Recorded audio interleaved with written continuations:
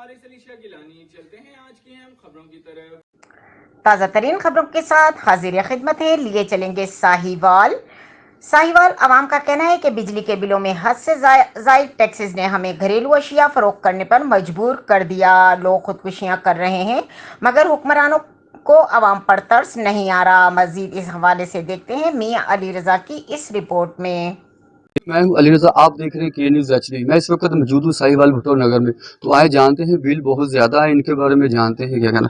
जी अस्सलाम वालेकुम। हाजी हाजी माँ जी की कहना चाहते हो तुसी? जी बेबेली यतीम बच्चे के ने बेवा औरत है कि मैं कितों देवा बिल 10,000 बिल आ गया, रोटी खान नूं नहीं लभदी ते असीं कितों बिल लेना तारिए। जी अस्सलाम वालेकुम। वालेकुम की अस्सलाम नाम है जी। बाबा जी ਤੁਹਾਡਾ?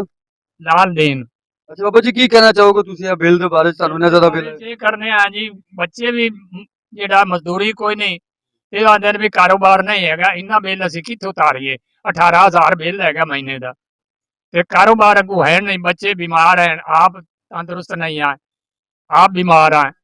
इतनी हालात ऐसे खराब हैं कि ये बिल इन्ना कित्थों भरीए। साडी हालात ही ओहो ਜਿਹੀ बीमार बंदे हैं, कदी लाहौरों दवाइयां लैने हैं, कदी कैमरू लैने हैं। जी भाई साहब तुसी की कहना चाहोगे? अस्सलामुअलैकुम। ਅਸੀਂ ਜਨਾਬ ਬਿੱਲ ਜਿਹੜਾ ਬੱਚਾ ਮੇਰਾ ਮਜ਼ਦੂਰੀ ਝਾੜੂ ਬੰਨ ਕੇ ਦੁਕਾਨ ਤੇ ਉਹਨਾਂ ਮਜ਼ਦੂਰੀ ਕਰਕੇ ਆਉਂਦਾ ਹੈ। ਅਸੀਂ ਪੂਰਾ ਟੱਬਰ ਆ ਉਹਦੇ ਪਿੱਛੇ ਖਾਣ ਵਾਲੇ। ਮੇਰੀ ਉਮਰ 70 ਸਾਲ ਆ। ਮੈਂ ਜਿਹੜਾ ਨਾ ਬੇਬਸ ਆ, ਮੈਂ ਨਹੀਂ ਕੰਮ ਕਰ ਸਕਦਾ।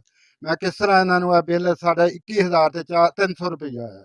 ਇਸ ਕਿਸ ਤਰ੍ਹਾਂ ਉਤਾਰੀਏ, ਕਿੱਥੋਂ ਉਤਾਰੀਏ, ਅਸੀਂ ਕਿਸ ਤਰ੍ਹਾਂ ਉਤਾਰੀਏ ਇਹਨੂੰ? ਇਹ ਬੜੀ ਸਾਡੇ ਵਾਸਤੇ ਅਜ਼ਾਬ ਬਣ ਗਿਆ, ਮੁਸੀਬਤ ਬਣ ਗਈ ਇਹ। ਬਹੁਤ ਅਸੀਂ ਦੁਖੀ ਹਾਂ ਇਸ ਬਿੱਲ ਦੇ ਉੱਤੋਂ। ਸਾਡੇ ਨਾਲ ਕੋਈ ਮੁਹੱਬਤ ਕੀਤੀ ਜਾਵੇ ਸਾਡੇ ਵਾਸਤੇ।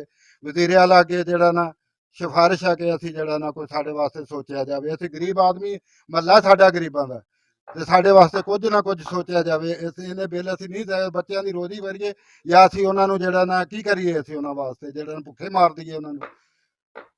मजीद खबरों और अपडेट्स के लिए हमारे साथ रहिएगा। तब तक के लिए अपना ख्याल रखिएगा। अल्लाह हाफिज।